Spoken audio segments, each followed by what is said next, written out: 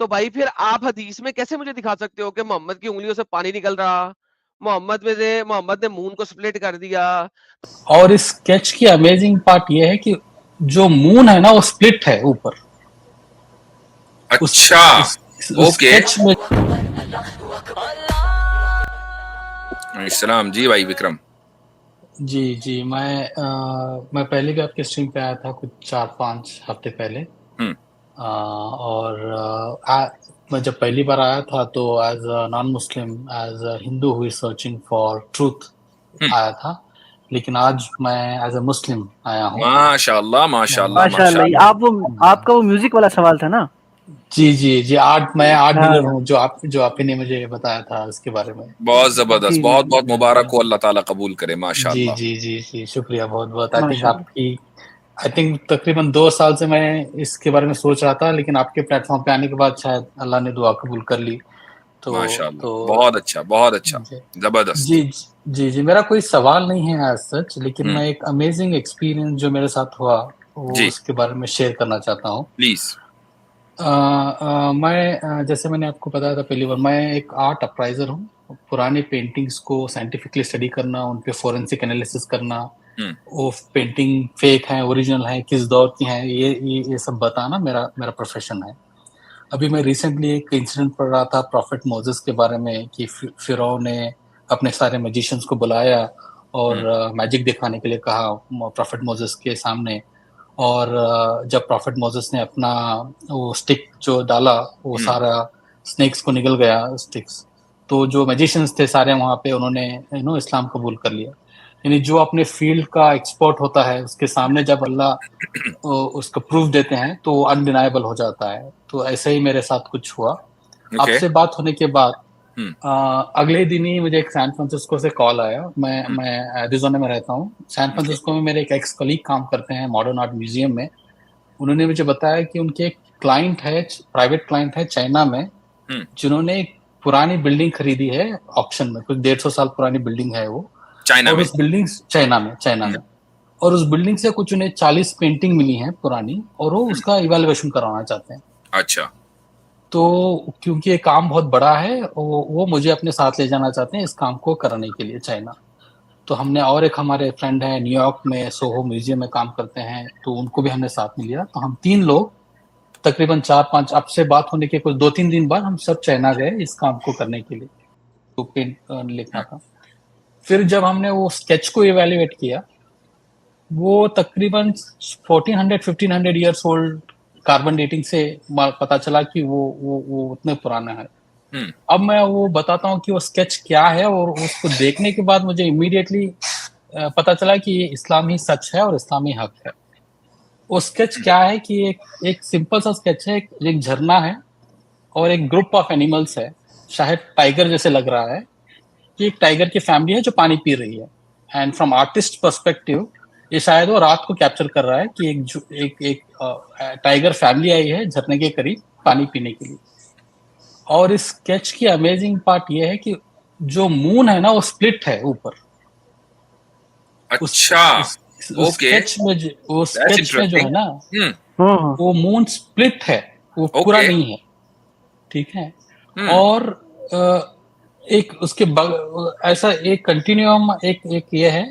और वो अगली फ्रेम में, इसी पेंटिंग का एक अगला फ्रेम है जिसमें मून को फिर से वही सीन है। एक टाइगर की फैमिली है जो पानी पी रही है और मून को पूरा दिखाया गया है।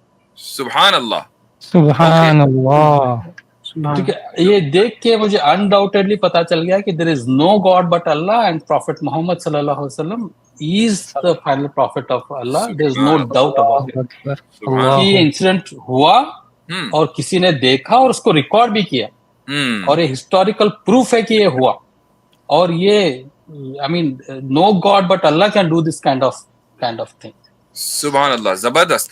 तो आप मुझे बताएं कि वो जो स्केच था उसका कोई रिकॉर्ड आपके पास है? मसलन मैं हाँ सबसे पहले तो ये जानना चाहूंगा कि ये कैसे पता चला कि ये स्केच 1400 साल पुराना है, हाँ। प्लस हाँ पहले ये बताइए मुझे जी।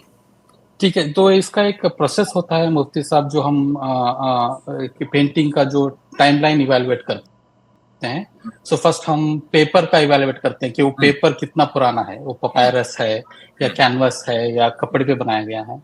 फिर हम इंक का इवेल्युएशन करते हैं, जो इंक से वो बनाया गया है उसका केमिकल कंपोजिशन क्या है, वो केमिकल कंपोजिशन कब इन्वेंट किया गया था या कब यूज हुआ करता था, उस पे ये करते हैं। फिर फाइनली हम उसको माइक्रोस्कोपिक कार्बन डेटिंग पे डालते हैं, तब वो एक अप्रोक्सीमेट डेट मिलती है हमें। उसमें एग्जैक्ट नहीं पता चलता 50-60 ईयर्स 100 ईयर्स का अप एंड डाउन होता है, but at least will come to know कि इस जमाने की है। फिर वो उसका हिस्टोरिकल रिकॉर्ड कहीं पे मेंशन किया गया हो कि कहीं पे किसी ट्रैवलर ने मेंशन किया है या किसी आर्ट हिस्टोरियन ने इसको मेंशन किया है कि ऐसी एक पेंटिंग एग्जिस्ट करती थी, तो उसको हम सारा रेफरेंस लेके इसका एक डेट पता करते हैं। ओके, तो उस स्केच के ऊपर, अच्छा वो पेपर के ऊपर था या वो खाल के ऊपर? इसको एक क्या बोलते हैं उसको, पपायरस जिसको बोलते हैं, लेदर और प्लांट के टेक्सचर से मिलके एक काइंड ऑफ पेपर बनता था उस जमाने में। ओल्ड जिसपे ओल्ड पेंटिंग बनाया करते थे। वो कैनवस, अभी जैसा कपड़े का कैनवस मिलता है, कैनवस नहीं था वो एक काइंड ऑफ लेदर और प्लांट का जो रबर मिक्स मिलता है ना, उसको मिक्स करके एक ये बनाया करते थे। ओके, तो आपने फोरेंसिक उस पे इन्वेस्टिगेशन किया, आपको पता चला कि 1400 साल पुराना है, उसके ऊपर जो स्केच है, अब ये स्केच इंक से है, तो उस इंक का जो आपने जो इन्वेस्टिगेट किया, वो इंक कितनी पुरानी है? ये भी तो हो सकता है ना कि वो जो मटेरियल है वो पुराना हो लेकिन इंक नहीं हो। जी, तो हमने वो इंक का भी हमने इवैल्यूएशन किया।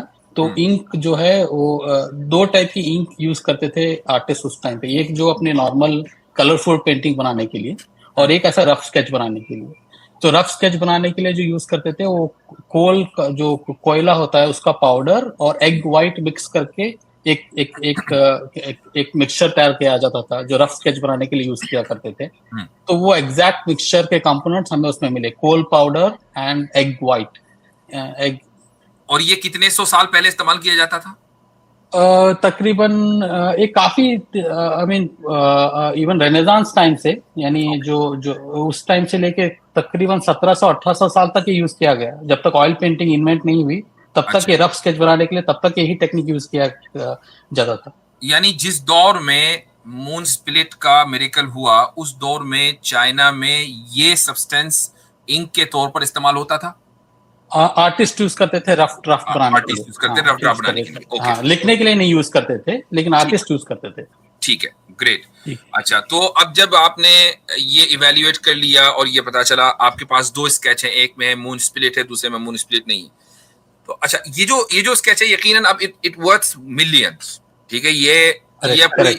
ये कोई 500,000 डॉलर का मामला नहीं है, अब ये मिलियन डॉलर की उसकी वैल्यू है। जी, तो ठीक है, उसको जिस बंदे ने ऑक्शन में बिल्डिंग खरीदी उसका जैकपॉट लग गया। जी। आप मुझे बताएं कि उसका कोई फोटो या किसी तरह का आपके पास है या नहीं? नहीं, हमारा एक लीगल बॉन्डिंग होता है कि that we can not capture any kind of pictures. मैं आर्ट वर्ड से जो ये है, जितना ओपनली हमें देखने को मिलता है आर्ट म्यूजियम्स में, गैलरीज में, उससे 100 गुना ज्यादा प्राइवेट कलेक्टर्स के पास आर्ट है आज। अच्छा। और अमीरों के लिए एक फाइनेंशियल एसेट की तरह ट्रीट किया जाता है। सही। Rich people treat this as financial asset and they preserve it very privately. कई बार हमें ये भी पता नहीं होता कि हमारा क्लाइंट कौन है, सिर्फ हमें पेमेंट मिलती है, हम इवैल्यूएट करते हैं। So some very rich and powerful people hold ownership of these kind of historical paintings. Okay. तो अब इसका रेफरेंस, यानी ये चीज तो दुनिया के सामने लाने की है कि इस तरह की एक पेंटिंग चाइना में मिली है। चूंकि अभी तक ये डिबेट होती थी कि भाई जब मून स्प्लिट हुआ तो किसने देखा, अगर देखा तो उसका हिस्टोरिकल रिकॉर्ड क्या है, तो ये हिस्टोरिकल रिकॉर्ड तो सामने मौजूद है लेकिन दुनिया के सामने नहीं आया। तो अब ये दुनिया के सामने इसके आने का क्या तरीका है? जी, अगर इसके 2 तरीके हैं, या तो जो ओनर हैं वो खुद वॉलंटरली इसको दुनिया के सामने लेके आए, या तो कोई इनसे खरीदे पेंटिंग और वो दुनिया के सामने लेके आए। ओके, ठीक है।